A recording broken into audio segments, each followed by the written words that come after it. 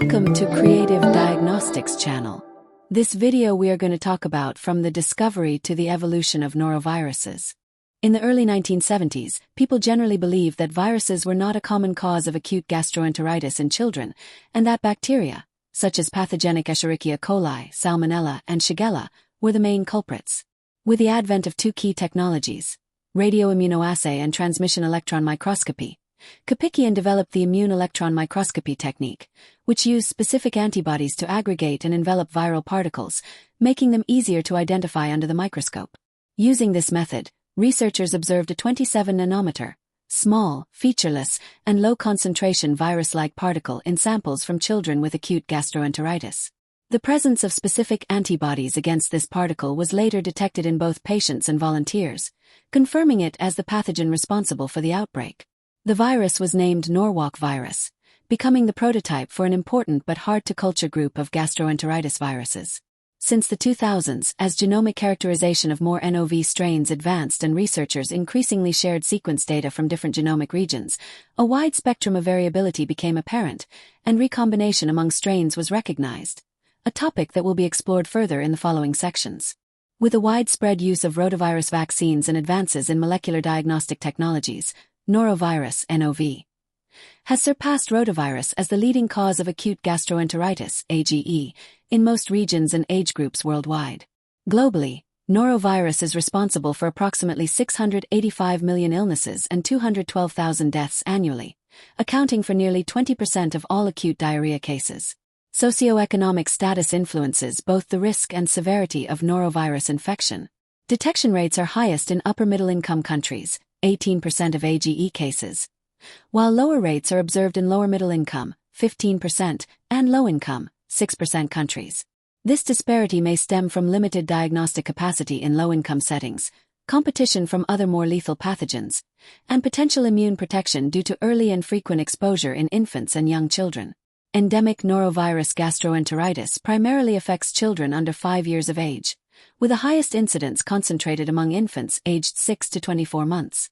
Infections are relatively uncommon in infants younger than 6 months. Norovirus is the most common cause of foodborne disease outbreaks worldwide, with contamination often originating from seafood. Such outbreaks typically affect otherwise healthy individuals, last 1 to 4 days, and pose a significant challenge to public health systems. The norovirus genome consists of a positive sense, single-stranded RNA approximately 7,700 nucleotides in length, containing 3 open reading frames. Based on phylogenetic analysis, human noroviruses are classified into 10 genogroups, with G1, G2, and G4 being the primary groups responsible for human disease. Genotyping is typically based on the sequence of the major capsid protein VP1, encoded by ORF2. Among children with acute gastroenteritis, the G2 genogroup predominates overwhelmingly, 92.9%, with a G2.4 genotype being the most prevalent, 59.3%, followed by G2.3 and G2.12. The G2.4 genotype exhibits a distinct epidemiological pattern, with new variants emerging approximately every 2 to 5 years and displacing previously circulating strains. For example, between 2000 and 2012, dominant variants included G2.April 2002, G2.April 2004, G2.4/2006b, and G2.April 2008, before the pandemic G2.4 Sydney 2012 variant became the globally dominant strain. Studies suggest that different genotypes may vary in geographic distribution, transmission routes, age of those affected, and some clinical features. For instance, G2.2 outbreaks often occur in primary and secondary schools and are mainly spread through contact, while G2.4 Sydney 2012 has been more associated with foodborne outbreaks in college settings. G2.3 infections appear more common in infants under 1 year of age. However, these associations are not consistent, and no fixed correlation has been established between specific genotypes and distinct epidemiological or clinical patterns. Circulating strains continue to evolve, and newly emerging variants may sometimes cause more severe disease. A major bottleneck in antigenic characterization and vaccine development is that high genomic diversity does not necessarily equate to antigenic diversity. The long-standing inability to routinely culture noroviruses in the laboratory has severely hindered the study of their antigenic properties and specific/cross-neutralizing antibodies, representing a fundamental obstacle to vaccine development. Although studies have successfully replicated human noroviruses in cell culture, the techniques remain cumbersome and highly specific, making widespread application unlikely in the near term. Human-to-human transmission of norovirus is common, primarily through the fecal-oral route, although vomiting may also exacerbate its spread. Norovirus demonstrates strong environmental resilience, tolerating freezing, heating to 60 degrees Celsius, and disinfection with chlorine or alcohol. This durability facilitates contamination of food, water, and inanimate surfaces, ultimately leading to outbreaks. Norovirus is highly contagious due to its remarkably low infectious dose. A single viral particle carries a 50% probability of infection. A dose-response relationship has also been observed, meaning individuals exposed to higher viral loads experience a greater likelihood of infection. Viral shedding in feces peaks within 24 to 48 hours after symptom onset and persists for an average duration of 4 weeks. In immunocompromised hosts, fecal shedding can continue for months following infection. Norovirus infection has an incubation period of 24 to 48 hours. The illness typically manifests as a combination of acute watery diarrhea, nausea, vomiting, malaise, abdominal pain, and/or headache, and usually lasts 1 to 4 days. The severity of the disease varies among different populations. In children, norovirus infection is generally slightly less severe than rotavirus gastroenteritis, with about a 20% lower risk of dehydration. In contrast, individuals over 60 years of age are at high risk for severe illness and complications.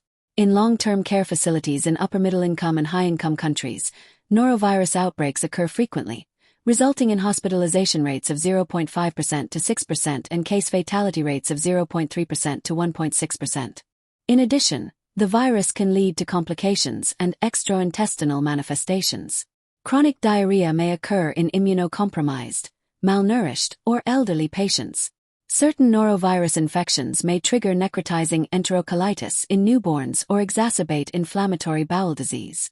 Post-infection irritable bowel syndrome may be linked to dysregulation of the enteric nervous and immune systems. The virus has also been detected in serum and cerebrospinal fluid, with reported associations to encephalopathy, seizures, and liver dysfunction. However, the causal relationship of these extraintestinal manifestations remains unclear and is subject to ongoing debate. Previously, due to the lack of suitable animal models for human norovirus, HNOV, research on virus-host interactions relied primarily on studies of murine norovirus, MNOV. The MNOV model has revealed several key mechanisms. MNOV can infect and replicate within various immune cells. Research has found that the CR6 strain, which causes persistent infection, exhibits a specific tropism for tuft cells, a rare type of intestinal epithelial cell. MNOV attaches to cells by its protruding P domain of the major capsid protein VP1 binding to the species-specific protein receptor CD300LF. Cofactors such as bile acids can induce conformational changes in the P domain, enhancing its cell attachment capability. Although earlier data suggested MNOV might bind to host carbohydrates, recent nuclear magnetic resonance spectroscopy studies indicate that its P domain does not bind to sialoglycans. The detection of viral non-structural proteins in intestinal epithelial cells from adult biopsies and the presence of viral RNA in enteroendocrine cells from pediatric intestinal biopsies suggest that HNOV replicates within intestinal cells during infection. This view is supported by its ability to replicate in human intestinal enteroids, HIEs. Although HNOV can also replicate in B cell lines, evidence for its in vivo replication within immune cells is lacking. The specific receptor for HNOV has not been definitively identified, but the virus binds to histoblood group antigens, HBGAs. These are carbohydrates expressed on the surface of red blood cells and mucosal epithelial cells, and can also be secreted into bodily fluids such as saliva.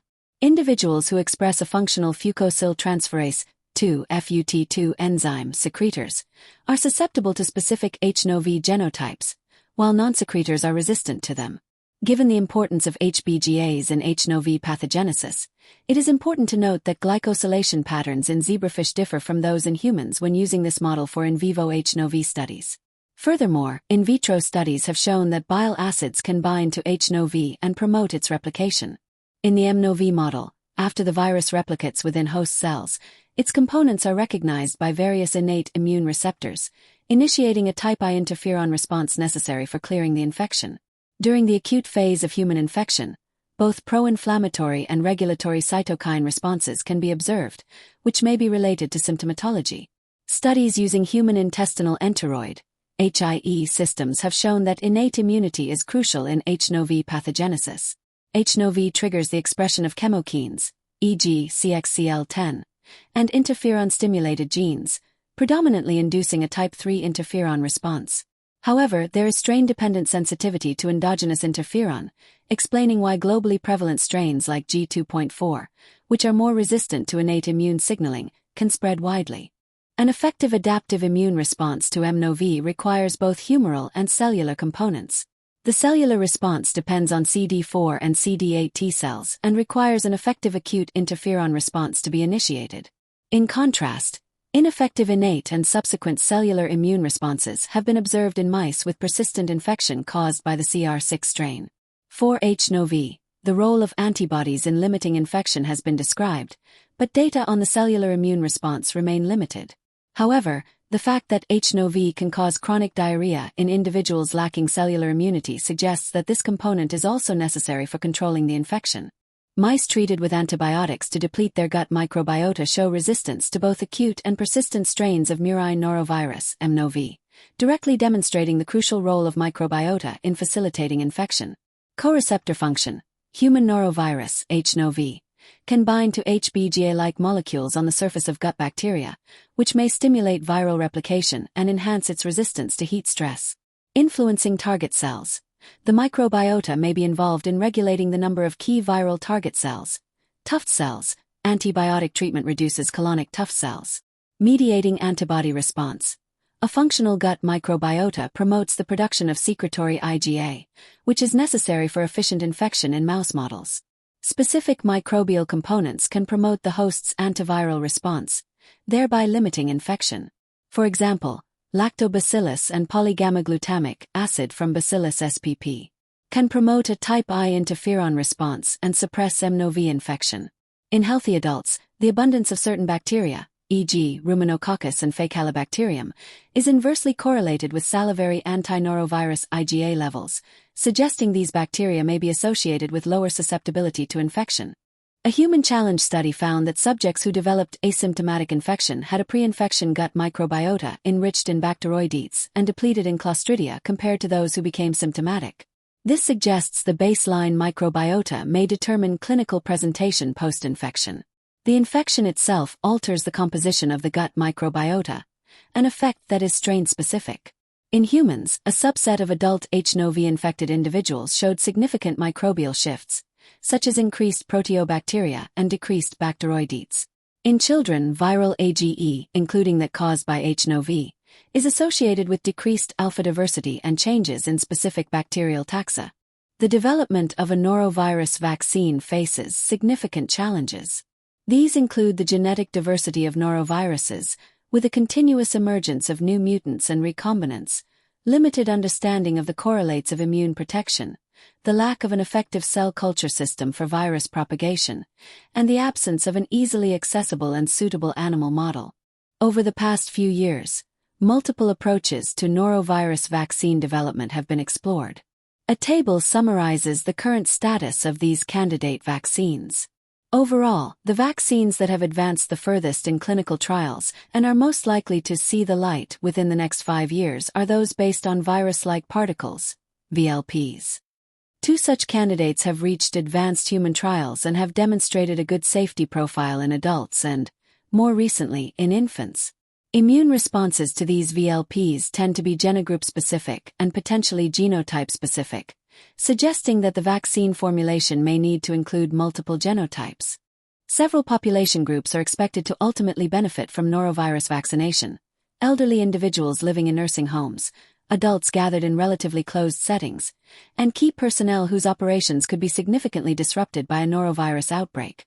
In a broader context, Travelers may also consider receiving the norovirus vaccine if it proves sufficiently effective in preventing travelers' diarrhea. Most importantly, the norovirus vaccine is intended for use in children to further reduce diarrhea-related hospitalizations and deaths. However, implementing a pediatric vaccination program faces several challenges given the current state of vaccine development.